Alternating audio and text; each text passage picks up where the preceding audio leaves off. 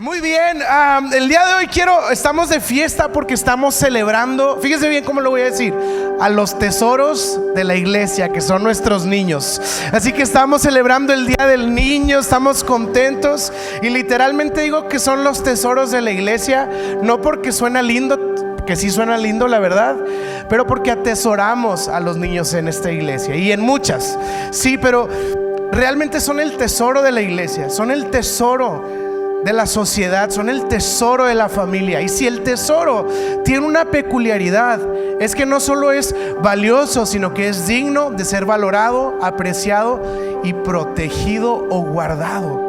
Y para nosotros los niños son ese tesoro que tiene tanto peso y tanto valor y tanta atención. Y el día de hoy, fíjense que aprovechando el Día del Niño, quiero hablar algo, perspectiva bíblica. Cuando llegamos a la iglesia, por supuesto que pasan muchas cosas, adoramos a Dios, Dios nos habla, Dios nos bendice, pero la escritura tiene esta peculiaridad que habla verdad a nuestra vida y nos ayuda a pensar lo que Dios diseñó y deseó desde el principio que pensáramos o que entendiéramos todos nosotros.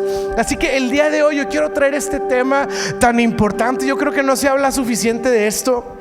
Quizás sí, y estoy generalizando, pero quiero hablar especialmente de la perspectiva bíblica que deberíamos de tener todos nosotros como iglesia al pensar y al tratar con los niños. Ok, ahora quiero especificar que este no es un mensaje para papás solamente. Quizá no tienes hijos, quizá no te has casado, quizá tienes 17 años, pero no estoy hablando de paternidad. Estoy hablando de la perspectiva bíblica que tenemos y que debemos de tener todos nosotros cuando vemos a un niño y cuando pensamos en los niños en las siguientes generaciones. Así que vamos a hablar de esto el día de hoy. Espero que Dios pueda ayudarnos a recobrar una nueva perspectiva y que bueno, nuestros niños el día de hoy se diviertan y se la pasen bomba. Al final, aunque no sea tu hijo, salúdalo, dile chócala, feliz Día del Niño, dale una linda sonrisa a los niños que te topes corriendo y haciendo desastres por aquí. Tú sonríeles, diles feliz Día del Niño, chócala, ánimo, etcétera y etcétera. ¿Está bien? Así que voy a estar compartiendo un mensaje especial del Día del Niño y quiero, pensando en el título de este mensaje, la Biblia dice lo siguiente, que Jesús nos ha dado autoridad para hollar o para aplastar serpientes y escorpiones. Esto lo dijo Jesús y está hablando de los poderes de la oscuridad y las tinieblas. Y en una reunión de pastores, un pastor empezó a orar como apelando a esta autoridad que Jesús nos da para aplastar serpientes y escorpiones. Y este pastor se puso a orar con fuerza, agresivo, intenso. Y empezó a orar: Señor, en el nombre de Jesús, tú has vencido. Y entonces todos los pastores agarraron esta misma fuerza y esta valentía y empezaron a orar. Y este pastor dice: y Señor, tú nos has dado autoridad como dice en tu palabra. Y pues todos los pastores bien prendidos, ¿verdad? Así que amén, amén. Para hollar, para aplastar serpientes y escaleras. Y obviamente esa reunión de oración se interrumpió por ese momento completamente, ¿verdad? Ya ningún pastor pudo seguir orando, estaban todos atacados de la risa, ¿verdad? Que el Señor ahora nos dio. Entonces cuando juegue usted serpientes y escaleras, usted arrebata esa autoridad que Dios le ha dado. Tú me diste autoridad para ganar en este juego, Señor. Así que mi mensaje lo titulé así: serpientes y escaleras. Creo que la ilustración es muy buena para el mensaje del día de hoy. Así que vamos a orar y vamos a entrar al mensaje del día de hoy. ¿Está bien? Padre, en el nombre de tu amado Hijo Jesucristo, pedimos que nos hables, que hables a nuestras vidas, a nuestro corazón, que tu palabra pueda ser suficientemente poderosa para darnos una nueva perspectiva y un nuevo corazón. Te damos gracias que podemos estar en la iglesia. Gracias por los niños de esta casa. Los bendecimos, oramos bien sobre ellos, Señor. Oramos que tus promesas, que tu cuidado, que todo, Señor, lo que tú tienes para esta generación se lleve lleve a cabo. Y aquí estamos, Dios, para ser estos mensajeros, para ser estos ayudadores, estos cuidadores de los tesoros que tú nos has dado como herencia, Señor. En el nombre de Jesús te damos tantas gracias. Y todo Central dice amén y amén. Y si estás contento de estar en la iglesia, puedes hacer un poco de ruido. Y ya vamos a no movernos tanto para que no nos pegue el calorcito. Pero este juego de serpientes y escaleras, ahora iba a decir escorpiones, serpientes y escaleras, usted lo jugó, yo estoy seguro que ya lo jugaron. Se me hizo raro que luego ya no salió el videojuego de las serpientes y escaleras, ¿verdad? Como que a los niños ya no les gustó. Pero las serpientes y escaleras, pues básicamente son dos elementos que son parte del juego, que tienen dos funciones. Sí, la función de la escalera es llevarte al siguiente piso, al siguiente nivel. Y a medida que vas apalancándote de estas escaleras, pues vas alcanzando el éxito y vas acercándote a ganar en el juego. Pero luego están las serpientes. ¿Cuál es la función de las serpientes? Todo lo contrario, hacerte resbalar y caer e ir cayendo cada vez más hacia abajo. Y creo que este juego es una ilustración sumamente atinada en las dos funciones que podemos tener como iglesia y como sociedad para los niños.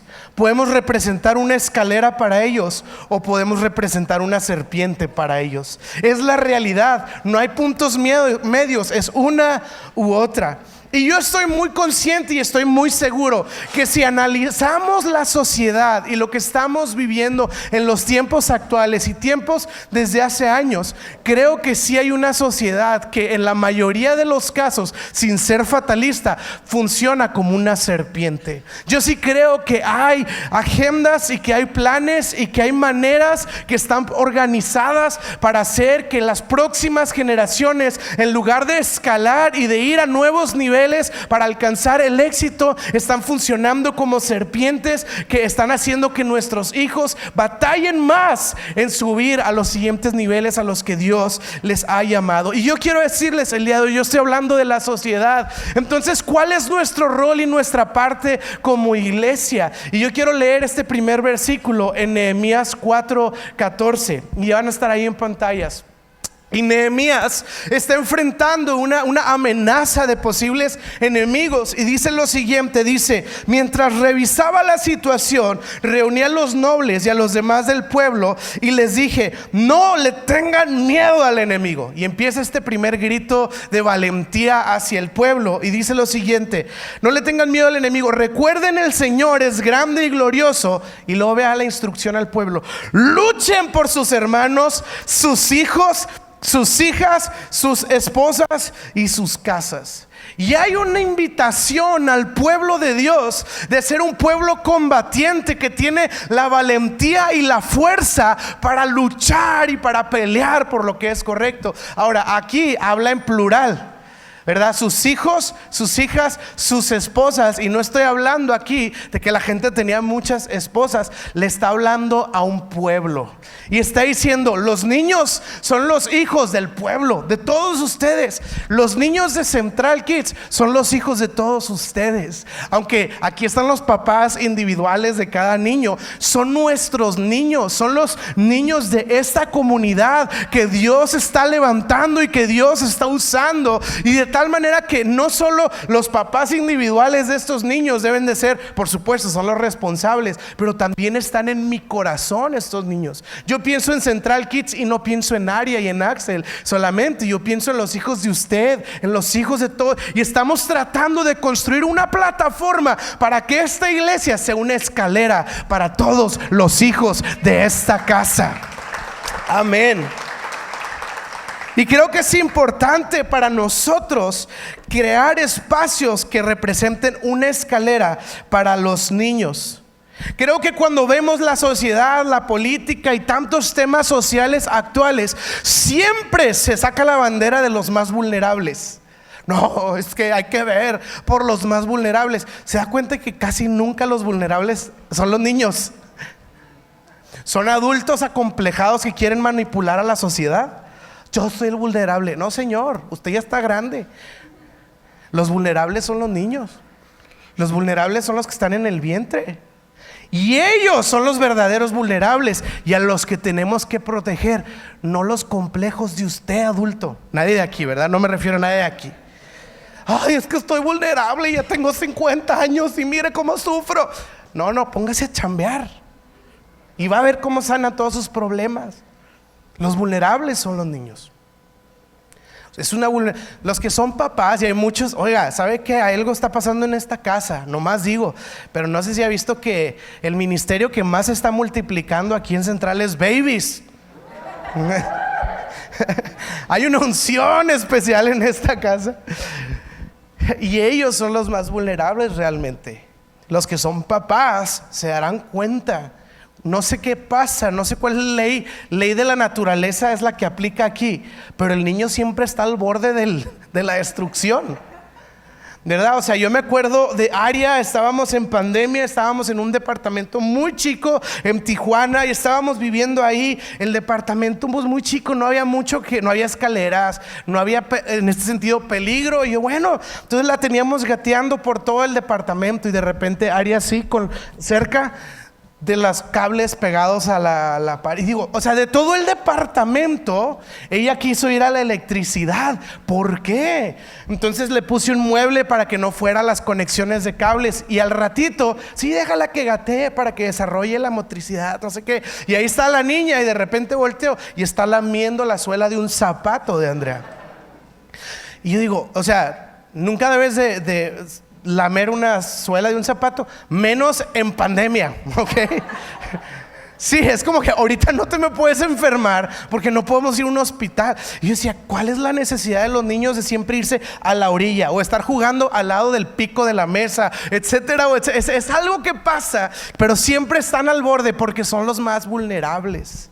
En realidad ellos son los más vulnerables y nosotros somos llamados a crear espacios seguros para que los más vulnerables realmente crezcan y seamos escaleras para ellos, para que ellos puedan alcanzar los niveles del éxito que el Señor los ha llamado a vivir. Ahora, ¿qué dice el Señor Jesucristo en cuanto a los niños?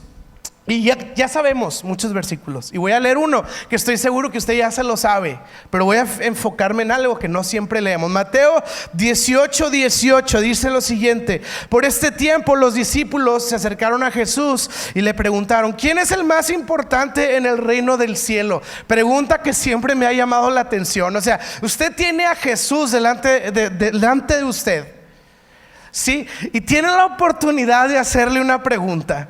Y la pregunta que se te viene al corazón es: ¿y en el cielo quién es el más importante después de ti? Yo digo, ¿qué estaban pensando estos cuates? O sea, ¿qué tenían en la cabeza estas personas para hacer esa pregunta? La pregunta más obvia era decir, Señor, ¿Adán tenía ombligo o no tenía ombligo? Esas son preguntas buenas, pero y vamos a ver que esta pregunta surge de una sociedad competitiva en donde todos querían perseguir el éxito, todos querían subir la escalera del éxito, de las posiciones de preeminencia, todos querían llegar a la cima. Y estos cuates eran tan ambiciosos, los discípulos, que no se limitaron a la tierra y dijeron, bueno, ¿cómo le hago para subir no solo a lo máximo en la tierra, hasta en el cielo? Yo dime cómo llegar ahí. Y Jesús, versículo 2 dice, llamó a un niño pequeño y lo puso en medio de ellos. Y entonces les dijo, les digo la verdad, a menos de que se aparten de sus pecados y se vuelvan como niños, nunca entrarán en el reino del cielo. Así que el que se vuelva tan humilde como este pequeño es el más importante en el reino del cielo. Ahora quiero recalcar algo aquí. Jesús está agarrando a un niño porque en estos días los niños eran de lo menos importante. Los niños y las mujeres no eran importantes. Por eso cuando lee uno la multiplicación de los panes y de los peces, dice, alimentaron a 5,000 hombres, sin contar mujeres ni niños. O sea, no, hay un milagro, pero vamos a contar los hombres que recibieron un milagro. Pero también mujeres y niños recibieron. No, pero nada más contemos a los hombres.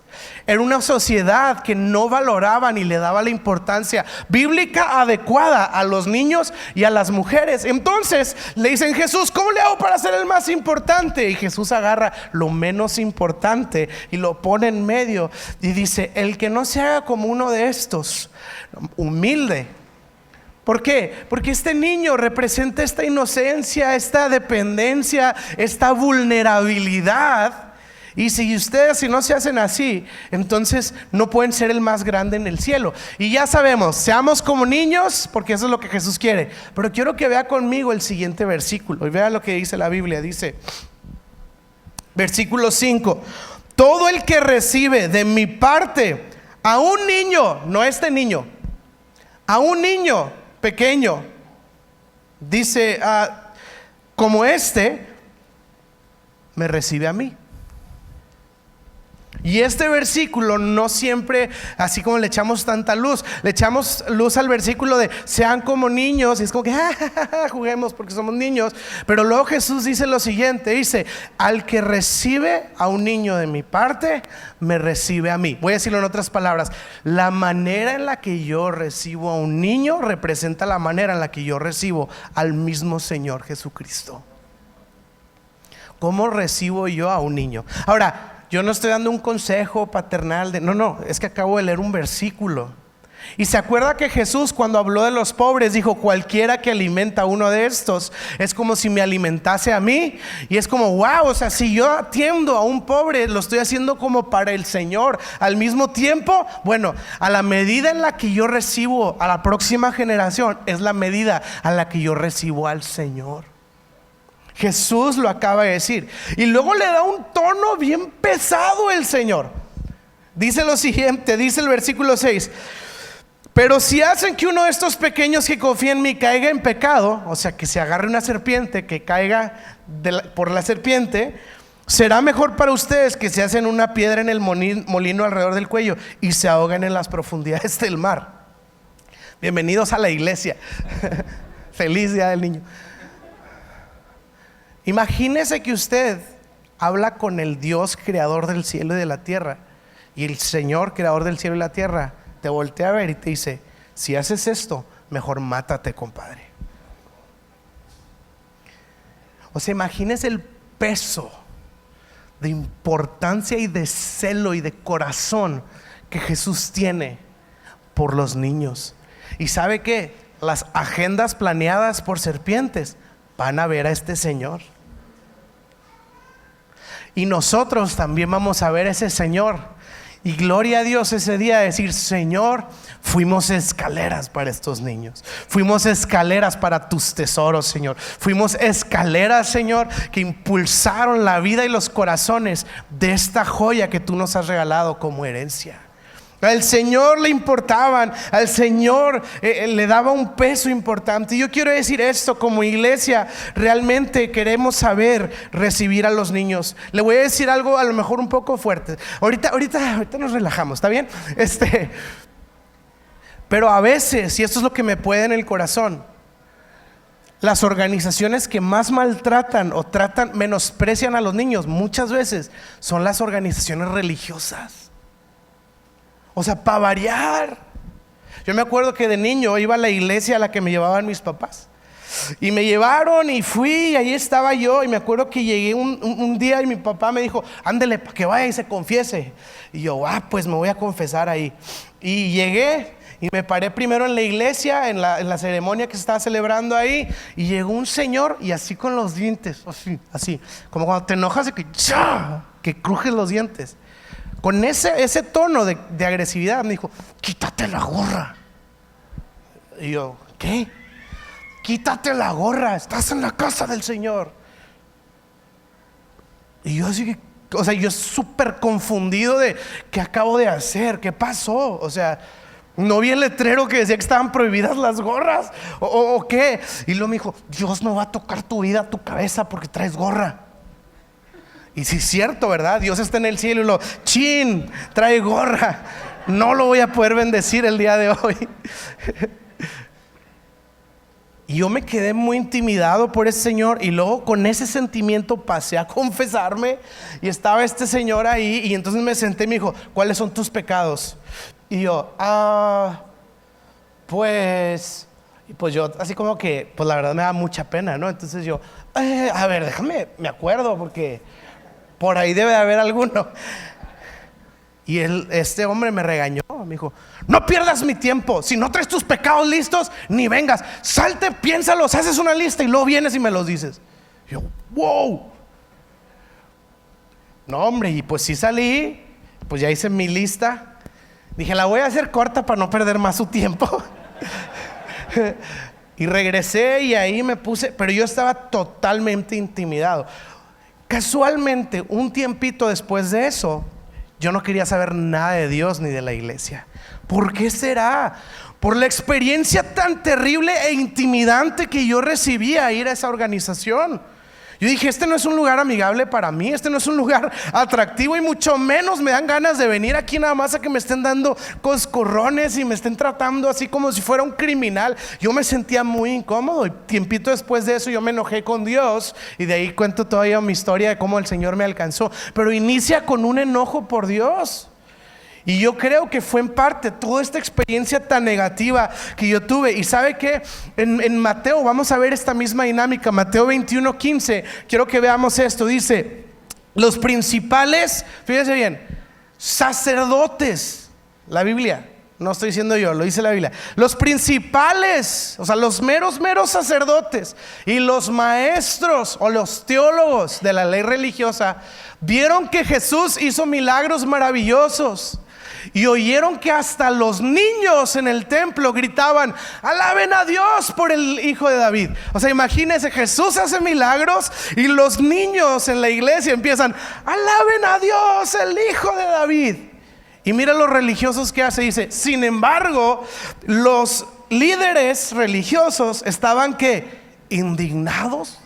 O sea, usted tiene una alabanza de niños y los religiosos se sentían ofendidos, indignados. ¿Qué les pasa a estas criaturas que están haciendo un desorden en la iglesia? Y dice, le preguntaron a Jesús: ¿oyes lo que dicen estos niños?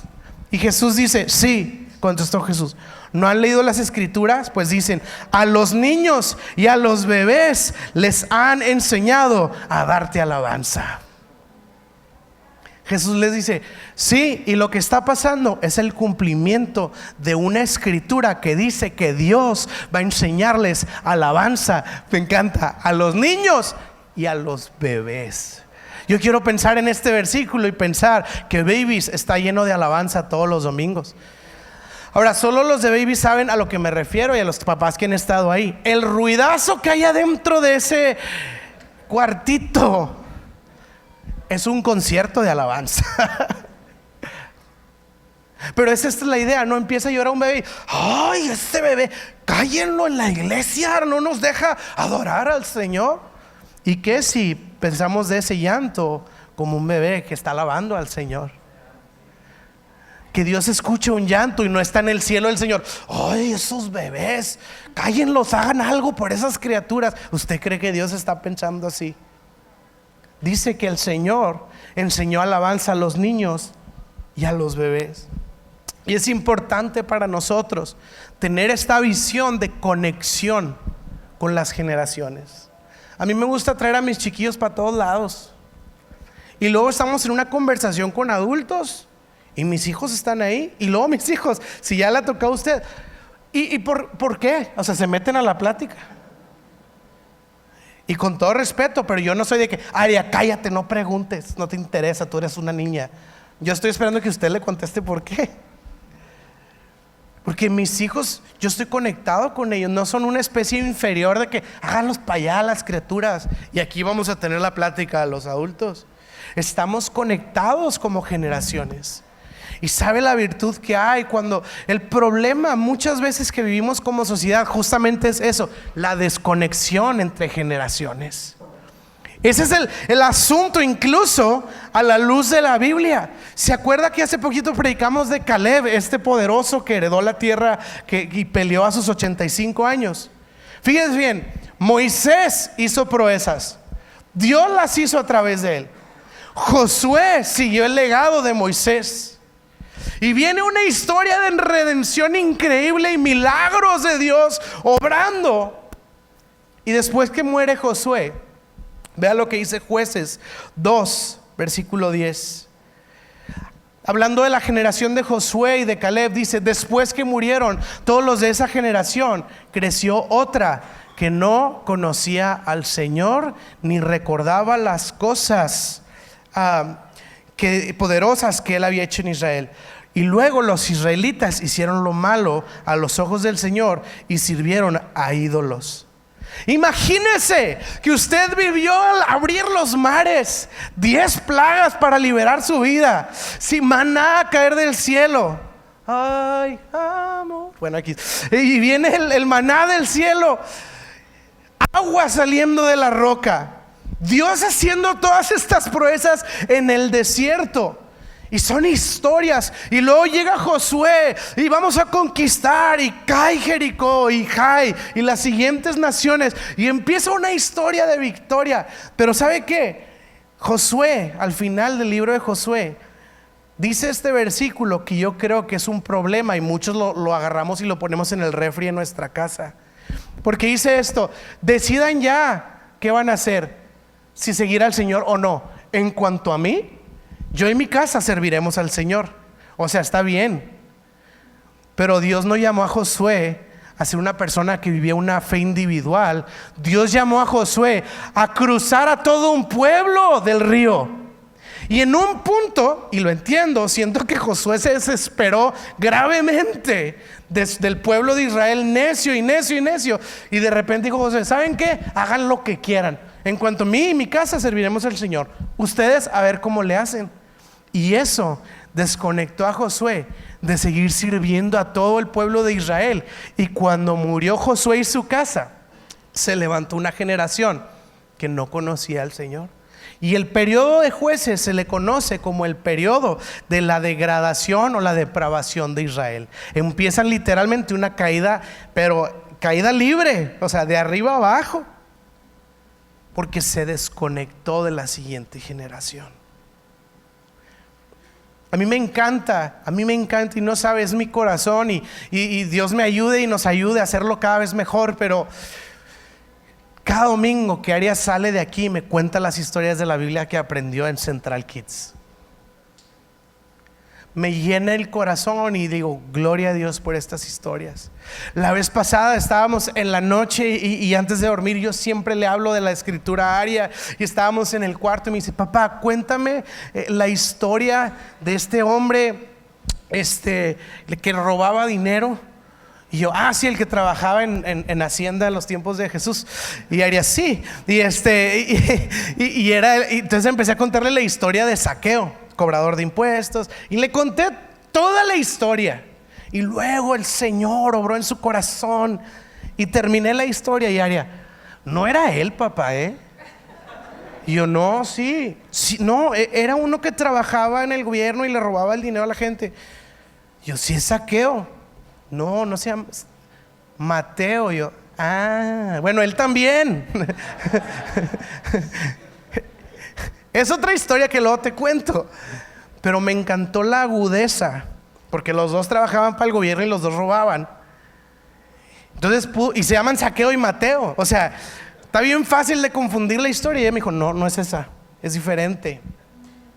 Digo: gloria a Dios por Central Kids, porque domingo tras domingo siembran la palabra de Dios en los corazones de los tesoros de la iglesia. Y si usted quiere orar por algo en esta iglesia, ore por Central Kids, ore por los niños, ore por la próxima generación, que sea una generación que conoce al Señor. Quiero ir terminando y hacer un contraste entre una generación que no conoció al Señor ni sus historias. Y escuché esto de un pastor recientemente y no lo había pensado, pero tiene sentido.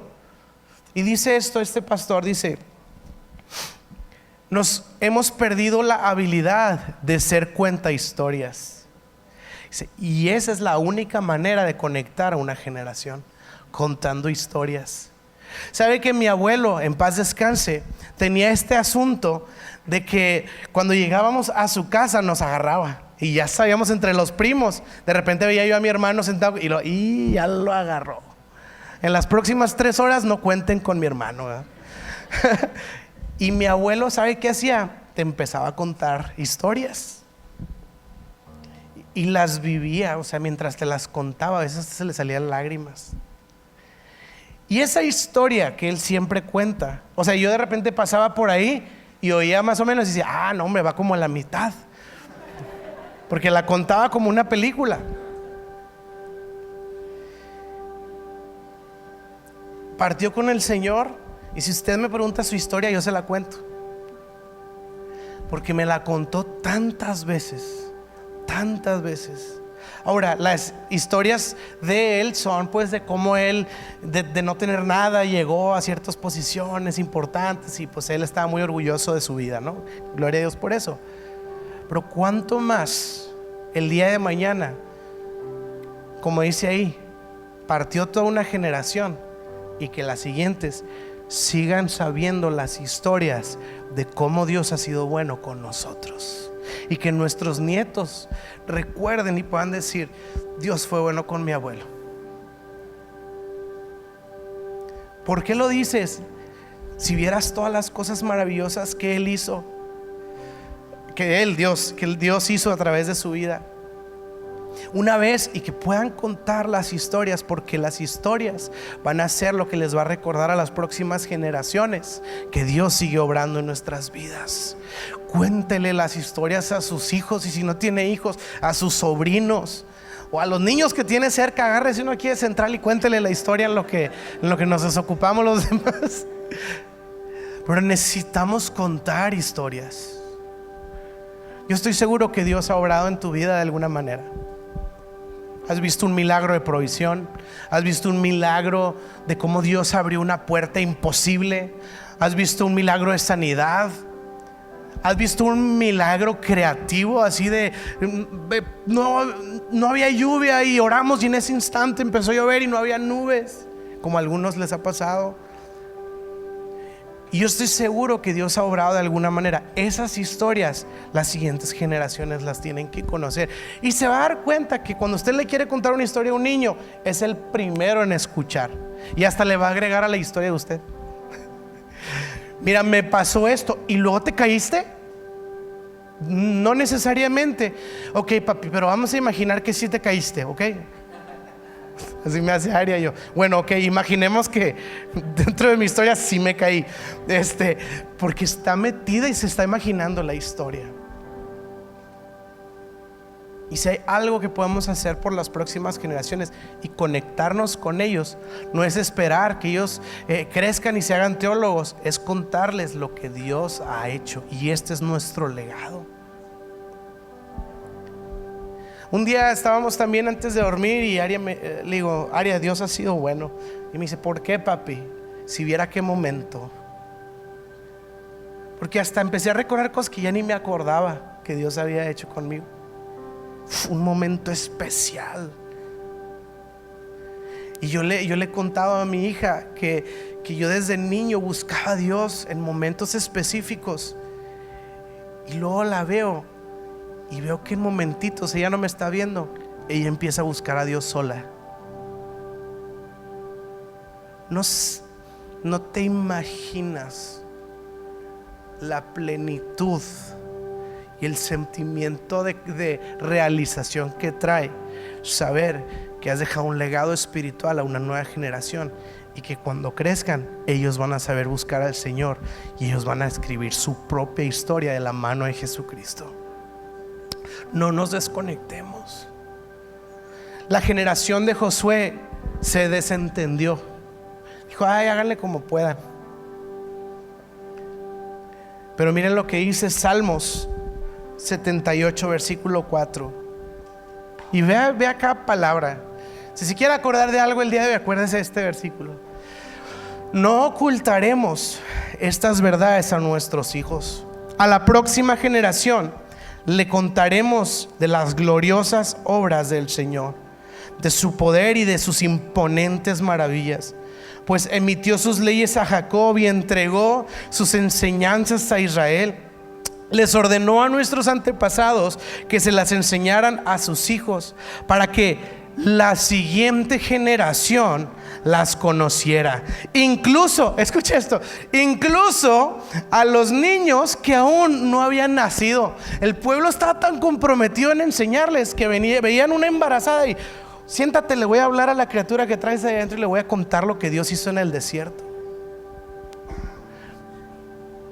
Y dice, aún a los que aún no han nacido, y ellos a su vez las enseñarán a sus propios hijos, de modo que cada generación volviera a poner su esperanza en Dios y no olvidara sus milagros, sus gloriosos milagros, sino que obedeciera sus mandamientos. Me encanta, básicamente está diciendo, de generación en generación contaremos las gloriosas hazañas y milagros que Dios ha hecho con nosotros. Y quiero leer un versículo más para terminar. Cuando el apóstol Pedro está hablando del Espíritu Santo, el apóstol Pedro entiende que es una promesa.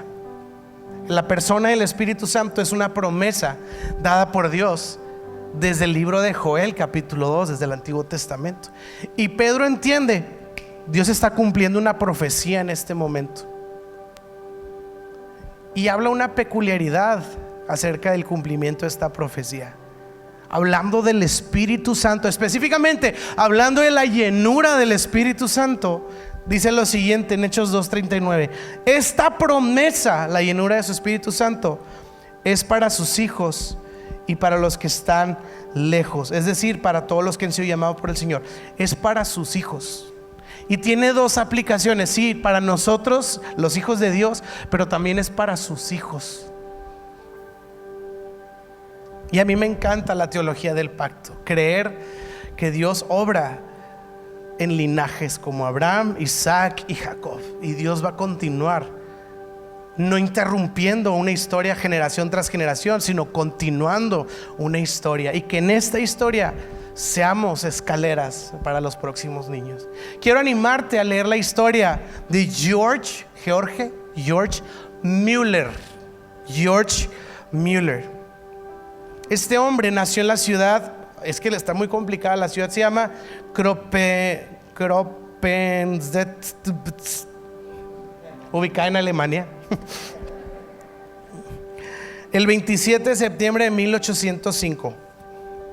Este hombre nació, creció, y su papá tenía el deseo de que viviera una vida ética y bien portado.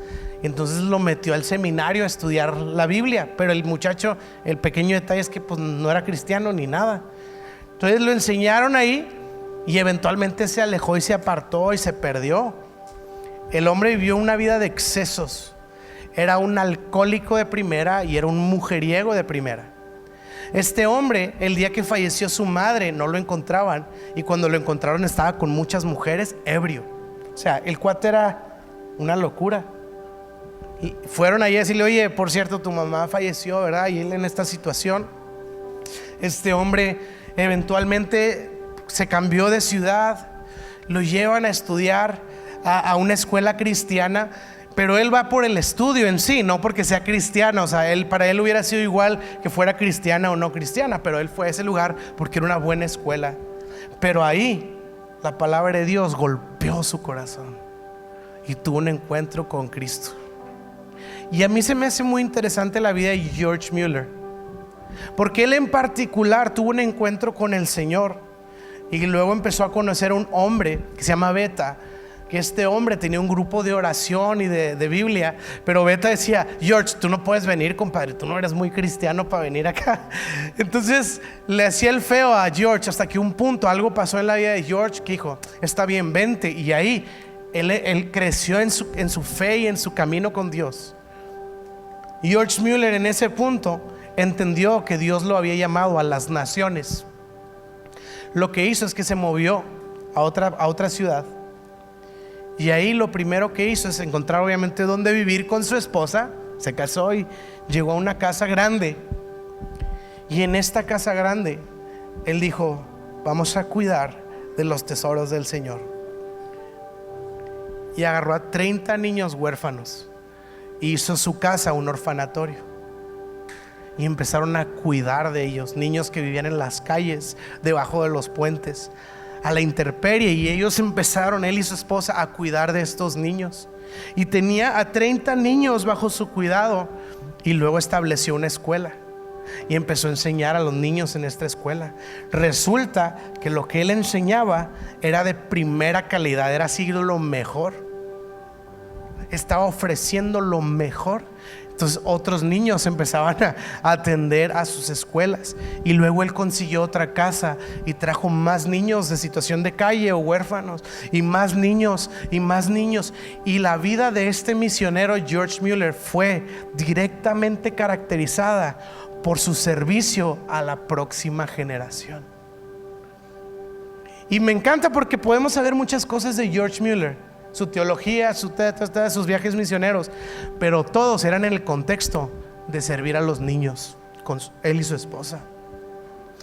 El dato dice, fíjese bien, escuche esto, dice: durante su vida este hombre fundó y dirigió una organización que brindó refugio a más de 10,000 huérfanos.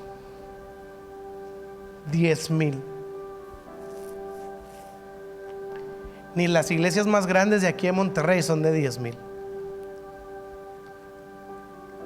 Y este hombre y su esposa sirvieron a 10,000 niños que estaban a la intemperie, al acecho de las serpientes, y se volvieron escaleras. Y luego dice, también lideró el establecimiento, fíjese cuántas escuelas, de 117 escuelas que ofrecían educación cristiana y discipulado a más de 120,000 niños. Wow.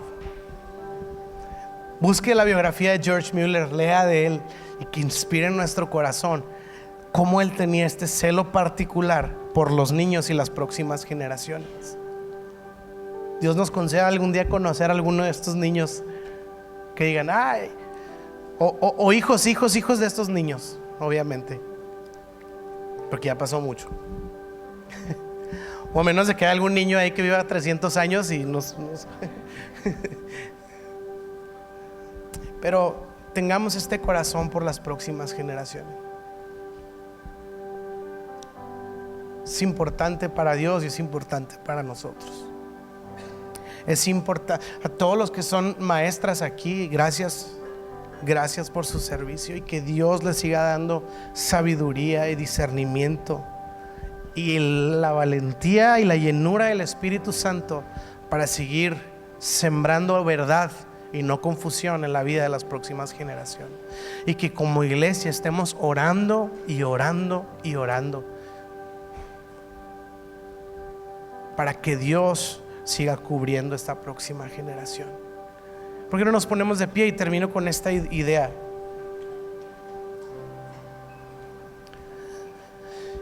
Y entendamos lo que voy a decir.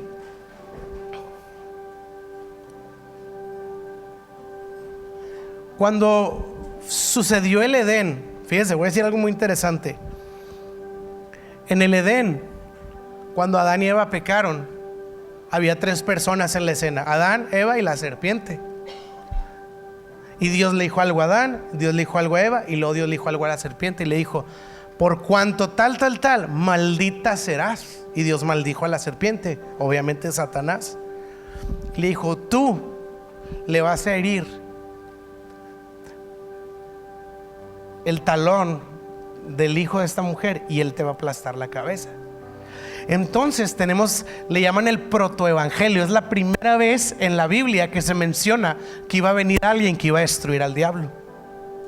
Jesús, obviamente. Y la manera de expresarlo fue: sí, tú lo vas a herir, pero él te va a aplastar. Y entendemos que esa herida sucede en la cruz del Calvario. Jesús fue herido, pero ahí le aplastó la cabeza al diablo. Pero fíjese bien esto: desde el Edén, el diablo está persiguiendo un bebé, porque le dijo: de tu simiente y tu simiente habrá enemistad. Y entonces el diablo sabe que viene un bebé. Y yo no sé cómo funciona el tema ahí del diablo, y no me interesa tanto. Me interesa más saber cómo Dios opera y cómo Dios hace lo que él hace. Pero fíjese bien, como si el diablo siempre estuvo al pendiente de un bebé. Y cuando nació Moisés, como que el diablo se las olió. Dijo: se me hace que este es el bebé que dijeron. ¿Y sabe qué hizo el diablo? Sembró en el corazón de Faraón: maten a todos los bebés. Y hubo una aniquilación terrible de bebés. Y a Moisés, usted sabe que lo llevaron por un río y para proteger su vida, porque el diablo persiguió bebés. Como que él supo que algo venía. Y sí, venía un libertador y no lo logró. Pero hubo otra ocasión en la que el diablo otra vez como que se las olió y sembró en el corazón de Herodes que vuelva a haber una matanza de niños. Y esta vez venía el libertador de libertadores. El Mesías estaba por nacer, pero como si el diablo sabía que era en formato bebé. Y su táctica fue destruir bebés. Voy a decirlo de otra manera: como que el diablo, cada vez que sabe que viene algo grande de parte de Dios, ataca a los bebés. Y yo veo el ataque que hay actualmente hacia los bebés, y me hace saber que seguramente el infierno sabe que Dios está por hacer algo grandioso y está levantando una generación, y el diablo está aterrado y está diciendo: pues vámonos contra los bebés, porque algo está por nacer. Y yo estoy convencido que Dios está levantando una generación nueva, con llamado, con propósito, con destino, con significado, con futuro, llenos del Espíritu Santo. Y esta es la reacción del reino de las tinieblas. Pero que seamos nosotros los que vamos abriendo el camino, vamos abriendo para que esta generación haga lo que Dios los llamó a hacer. Que nosotros los veamos a ellos en el centro de la voluntad de Dios para sus vidas, impactando como Dios los llamó a hacer. ¿Qué les parece si terminamos orando por nuestros niños de Central? Señor, en el nombre de Jesús te damos gloria a ti, porque tú nos has regalado una herencia que son todos estos hermosos niños. Cada uno de ellos nació con un propósito, nació planeado en tu corazón, nació con identidad, nació con un llamado desde el cielo. Nació, Señor, para cumplir aquello que tú has destinado. Ninguno de ellos fue accidente, fue error y fue fuera de lo que tú estabas calculando. Tú eres un Dios lleno de planes y de sabiduría, y esta es una generación que te plació a ti, Señor, traer, y nos los has confiado a nosotros como iglesia. Oramos, Señor, pidiéndote que los guardes. Oramos pidiéndote, Señor, que los levantes. Oramos pidiéndote, Señor, que los rodees de escaleras, Señor, que no permitas que el ladrón se acerque, porque el ladrón solo vino a matar, robar y destruir, pero tú, Cristo, has venido a traer vida y vida en abundancia. Y oramos esa vida en abundancia para la vida de los niños que nos has dado como herencia. Ayúdanos a guardarlos, a atesorarlos, a valorarlos, Señor, a cuidarlos, Señor, y a impulsarlos a todo lo que tú has tenido para ellos, Señor. Oramos por los niños, oramos por los bebés, oramos por los adolescentes, por los jóvenes, por los profesionistas, oramos por todas las próximas generaciones. Ayúdanos, Señor, ayúdanos como adultos, como ancianos, a ser padres espirituales de nuevas generaciones. Ayúdanos a ser una plataforma que impulsa, Señor, y no es serpientes, Señor, que deslizan. Que seamos aquellos que construyen, Señor, para que ellos puedan crecer en todo lo que tú los has llamado a hacer, Señor. Declaramos una generación bendecida, una generación protegida, una generación ungida, Señor, por la llenura de tu Espíritu Santo. Gracias, Señor, y estamos expectantes de ver lo que tú has de hacer en cada uno de ellos para la gloria y la honra de tu nombre. Y esto va a traer alegría, celebración y gozo a nuestros corazones, Señor, porque veremos una generación que crece en el hueco de tu mano, totalmente guardada y protegida. Señor, líbralos del mal, líbralos de la tentación y líbralos de toda enfermedad. En el nombre de Jesús lo declaramos y lo creemos y decimos amén y amén. Le puedes dar un fuerte aplauso a nuestro Dios.